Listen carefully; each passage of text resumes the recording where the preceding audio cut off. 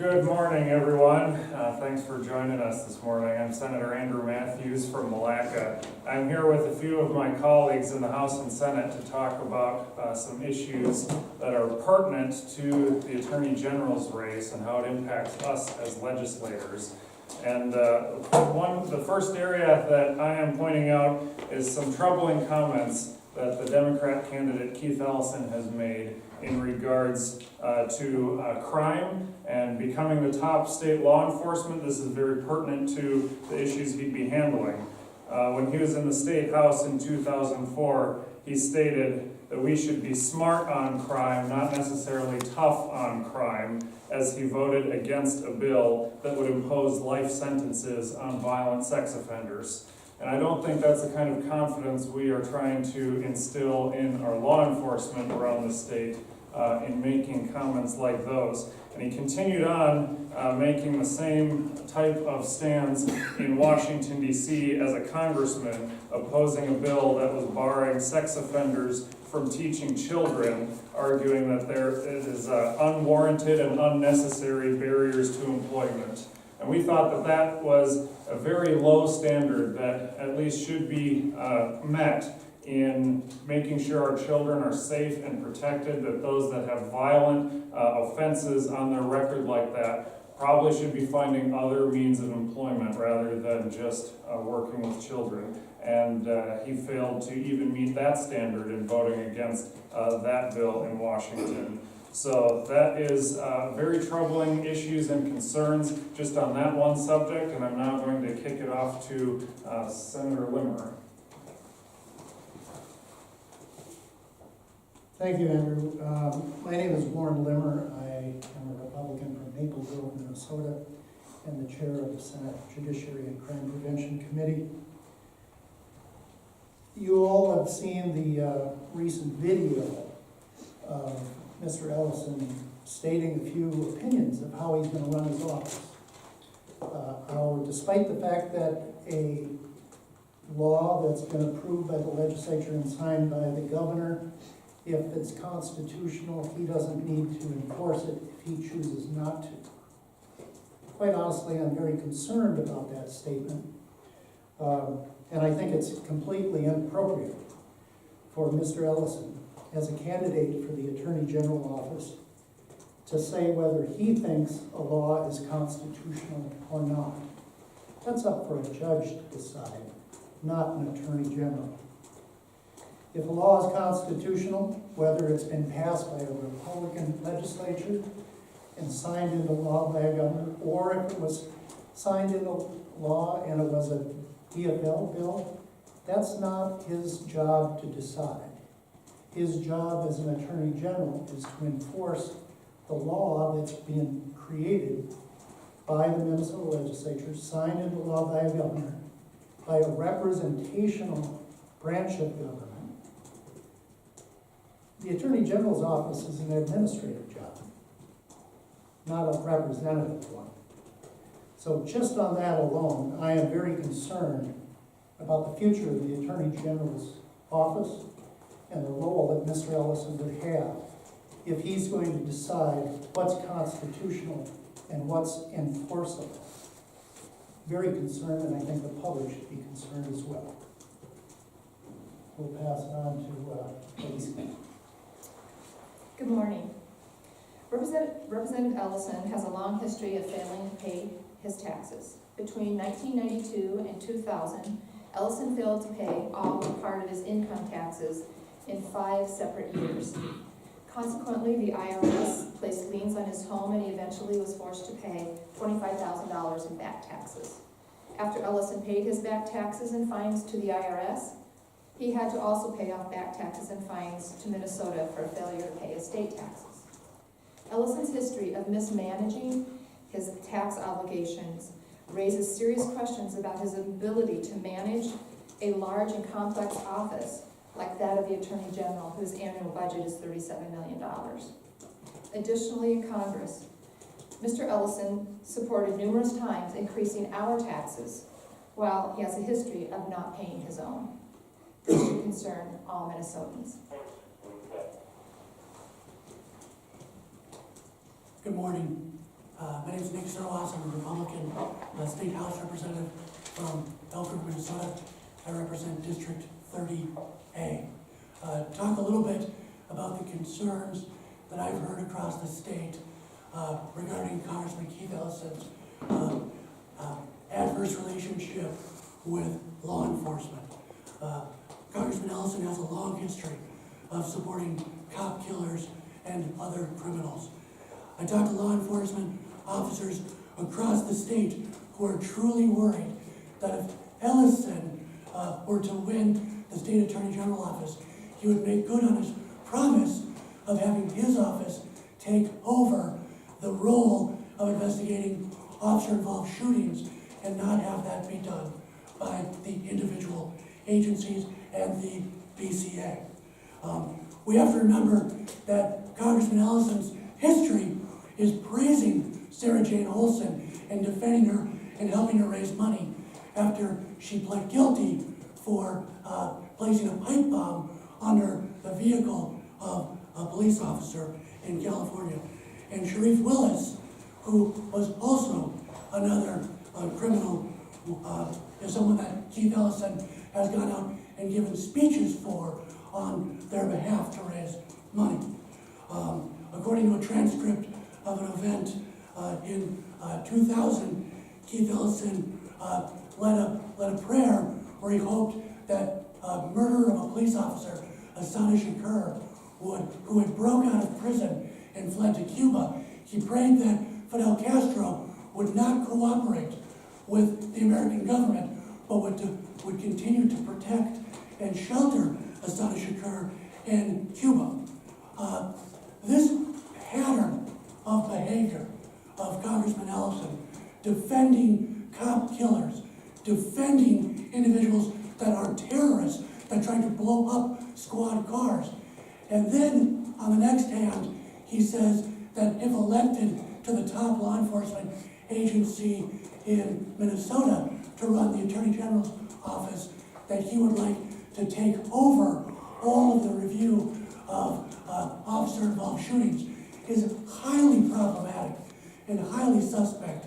And law enforcement officers across the state that I've talked to have huge concerns about putting someone with a history and past of Congressman Ellison into such a vital role.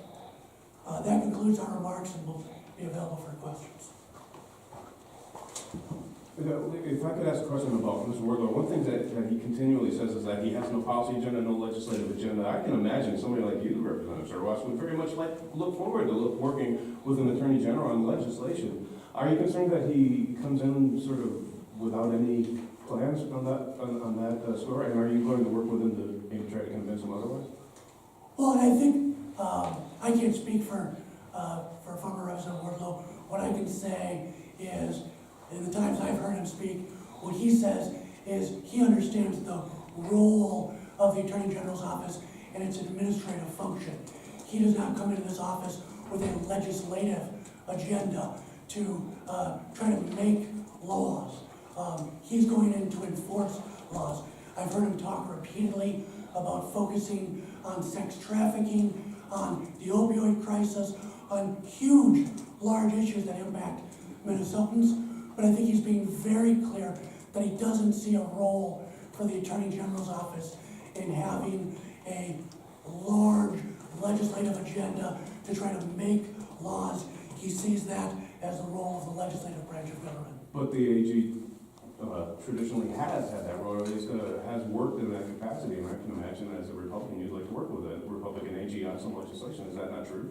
In my time at the legislature, the Attorney General's office has come forward with requests around budget and budgetary asks for their office. I think the way Keith Ellison is approaching this campaign and this message is really more of making the Attorney General's office a proactive political arm of state government. Talking about going after the president, talking about politically motivated lawsuits. That's something that Mr. Wardlow has very clearly said he has no interest in being a part of. Senator Limmer, Keith Ellison's going to have a news conference at 11. says he's going to have a proposal to ensure that the Attorney General's office stays nonpartisan. He hasn't given any details on that yet. Is that really possible, whether it's a Republican or a Democrat, to have the office be completely nonpartisan? Well, I think we first have to understand, what is the Attorney General's office? What branch of office does it? Is it in representational branch is solely those of the House and Senate. We're the ones that make policy in the state of Minnesota.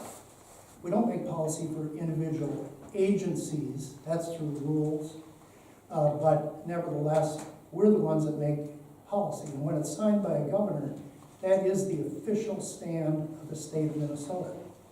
The Attorney General, in one of the definitions I have, is the Attorney General is a state's chief legal officer and an executive position elected by the voters for a 4-year term. The office of the Minnesota Attorney General represents and provides legal advice to over 100 agencies, boards, and commissions of the government of Minnesota.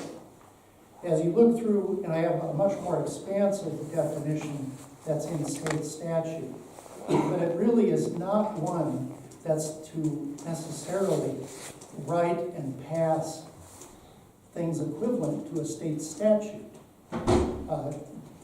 The Attorney General is there to enforce and be the state government's attorney. And over recent years, the Attorney General's office has spread its authority into other areas like consumer protection, things like that. And if there are direction that the Attorney General in the past can give the legislature for new ideas, we certainly would entertain them.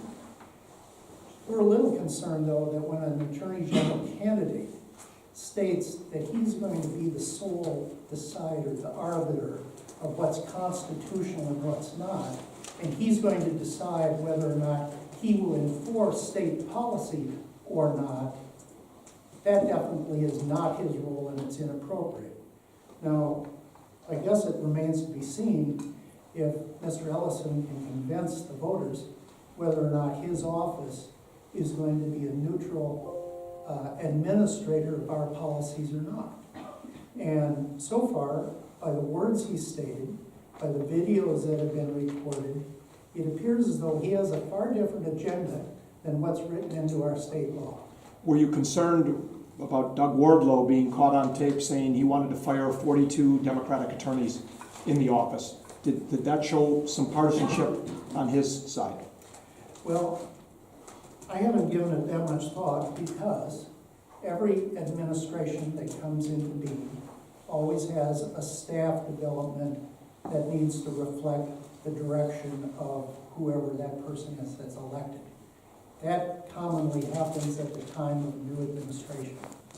I'm giving Mr. Wardlow a little bit of a push in there because the Attorney General's office has hundreds of employees.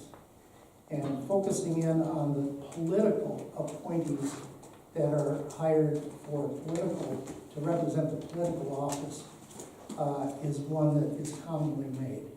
I don't know all the details of how far that is. I think there's been other comments since then that have kind of tried to define it a little bit better. But nevertheless, I'm more focused about Keith Ellison's direction in the comments he's made over recent weeks and months, that the role of Attorney General is going to be far different than what's written into law. Those are the parameters of play that we all have in elected office, and I believe Keith Ellison should respect that and respect the wishes that are reflected in state statute.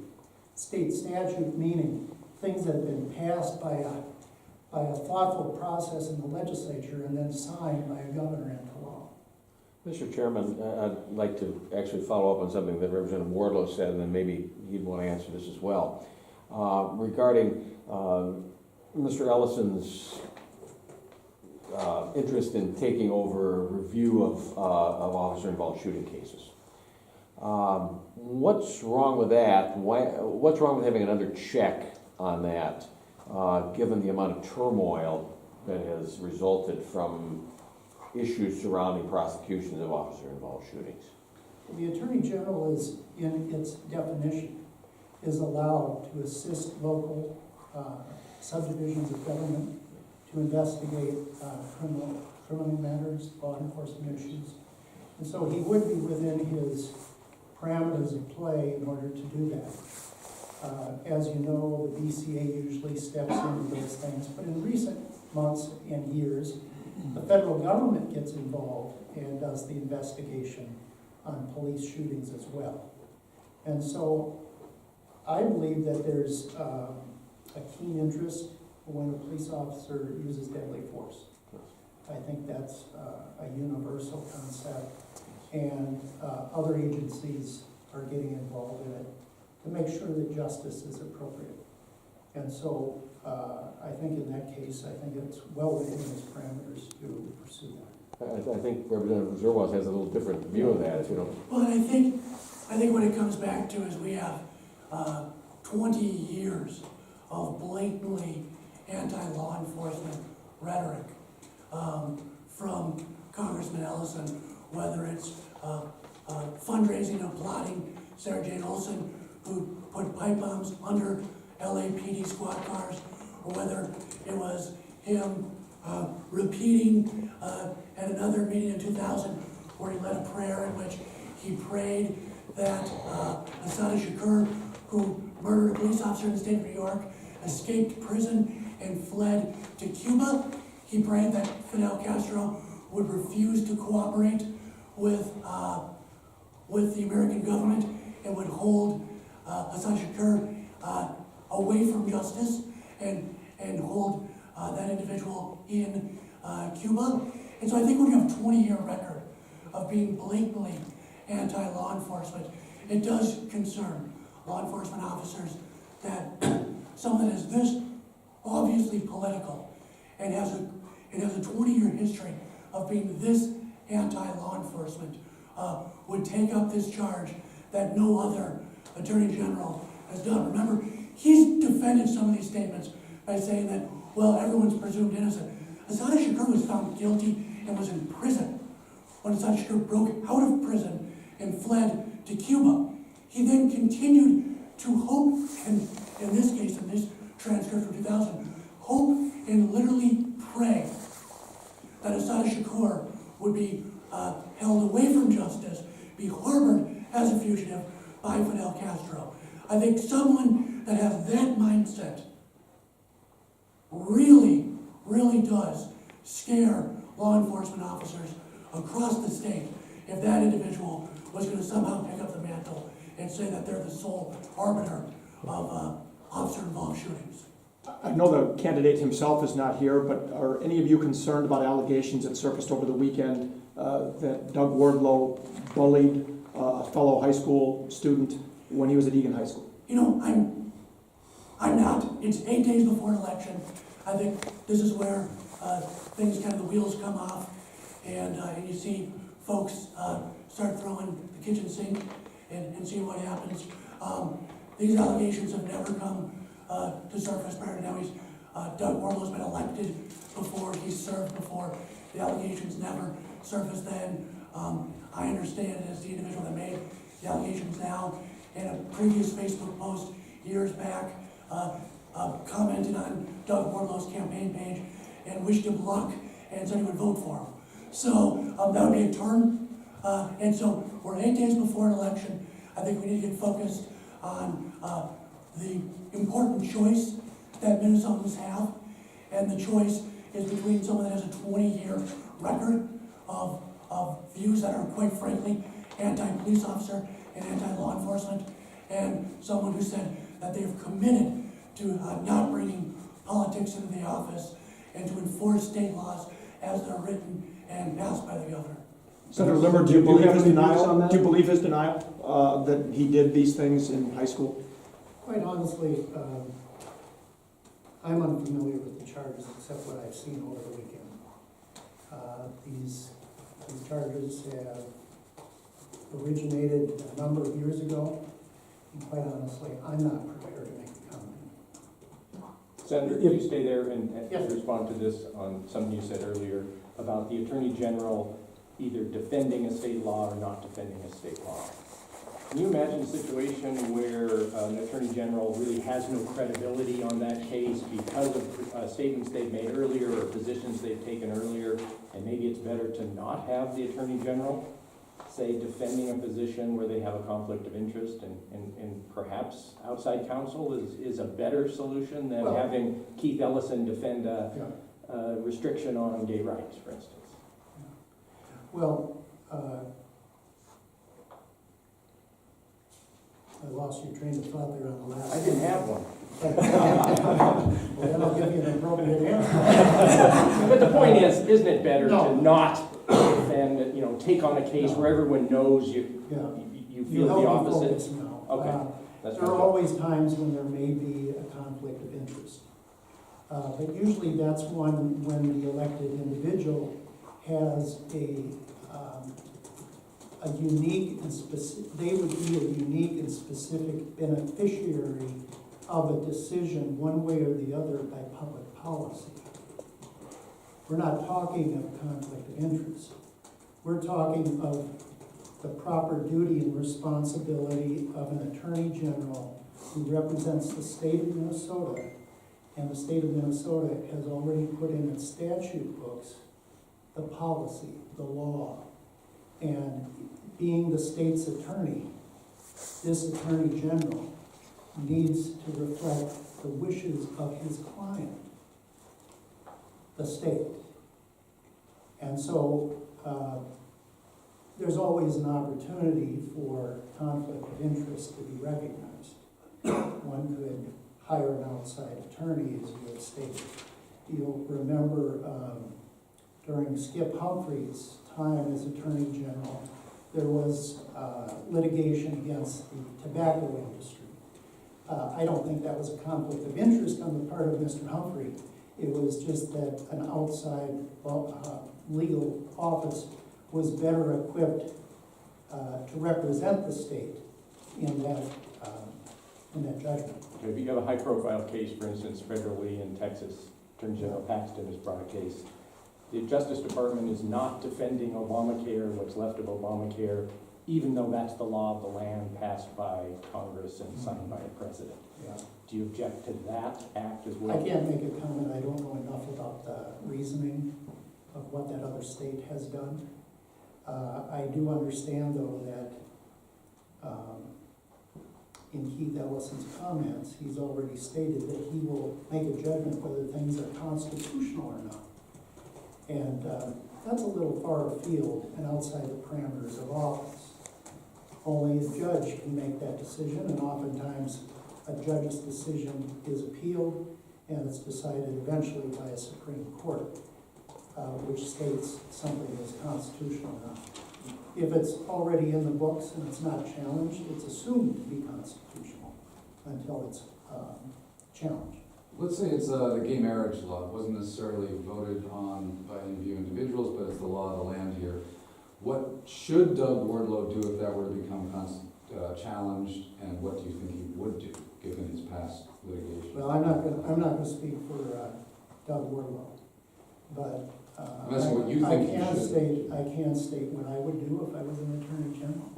And whether I agree or disagree with any state statute, it's the law of the land. And the attorney that represents the state of Minnesota needs to represent the wishes of that state client. So if there was a religious liberty, the religious liberty lawsuit, would Doug Wardlow, in your view, not be allowed? Stay away from the hypotheticals, we're kind of going down the rabbit hole. Well, I'm asking the Senate Judiciary Committee Chairman a question here. There are religious liberty lawsuits all over the country, and should Doug Wardlow be involved in that? Well, those cases are brought up by, I'm assuming, private citizens against. Including here in Minnesota. Yeah, and they'll wind their way through court. I'm not going to speak on behalf of Doug Wardlow, but I will let you know that I think there are very urgent needs to address those issues, which the legislature may be taking up this coming year. One thing you didn't say, unless I missed something, which is entirely possible, but I did not hear any of you mention Karen Monahan or those charges. is that spent fuel at this point, or is it just, why not? Why haven't you brought that forward as something to talk about with respect to Ellison? I think the allegations are out there. Obviously, it's now been uncovered that the supposed independent investigation was from a law firm that's donated $500,000 to the DFL, with 50,000 of that going directly to Ellison's campaign. And so any idea that that was a fair and independent or true hearing, Ms. Monahan's story has obviously now been blown out of the water. And so those allegations are there. I think those remain a focus for many voters. In the individuals I've talked to in the last couple of weeks at different law enforcement agencies around the state, the concerns I'm hearing about are not about allegations from multiple women about abuse. What I'm hearing from law enforcement agencies is their real, true concern with the idea of having someone elected to Minnesota's highest law enforcement position that has a 20-year track record that's blatantly anti-police officer. Thank you guys so much. Why is Doug Wardlow himself not here today? I don't know, Doug Wardlow is with the lieutenant governor candidate in northern Minnesota. He's on a very small plane right now. On a very small plane. But we'll have to cut this. I know you guys have another press conference scheduled at 11. Thank you guys so much for coming out today. I want to ask Zerwas about